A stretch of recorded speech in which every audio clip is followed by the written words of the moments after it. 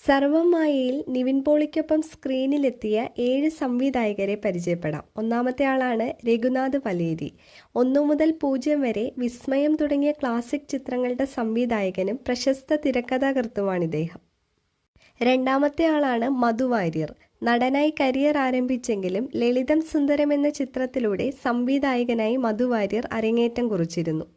മൂന്നാമത്തെ ആളാണ് അൽഫോൺസ് പുത്രൻ. നേരം, പ്രേമം തുടങ്ങിയ ബ്ലോക്ക് ബസ്റ്ററുകളുടെ സംവിധായകനായ അൽഫോൺസ് പുത്രൻ ചിത്രത്തിൽ അതിശയിപ്പിക്കുന്ന പ്രകടനമാണ് നടത്തിയത്. നാലാമത്തെ ആളാണ് ആനന്ദ് ഏകർഷി. ആദ്യ ചിത്രമായ ആട്ടത്തിലൂടെ തന്നെ മികച്ച ചിത്രത്തിനുള്ള ദേശീയ പുരസ്കാരം ഇദ്ദേഹം നേടിയിരുന്നു. അഞ്ചാമത്തെ ആളാണ് അൽത്താഫ് സലീം. ഞണ്ടുകളുടെ നാട്ടിൽ ഒരിടവേള, ഓടും കുതിര, ചാടും കുതിര എന്നീ ചിത്രങ്ങളുടെ സംവിധായകനാണ് അൽത്താഫ് സലീം. ആറാമത്തെ ആള് ശ്രീകാന്ത് മുരളിയാണ്. വിനീത് ശ്രീനിവാസൻ നായകനായ എബി എന്ന ചിത്രത്തിന്റെ സംവിധായകനാണ് ശ്രീകാന്ത് മുരളി. ഏഴാമത്തെ ആളാണ് മണികണ്ഠൻ പട്ടാമ്പി. ഇദ്ദേഹവും സലീം ഹസനും കൂടി ചേർന്ന് സംവിധാനം ചെയ്ത ചിത്രമാണ് പഞ്ചായത്ത് ജെട്ടി.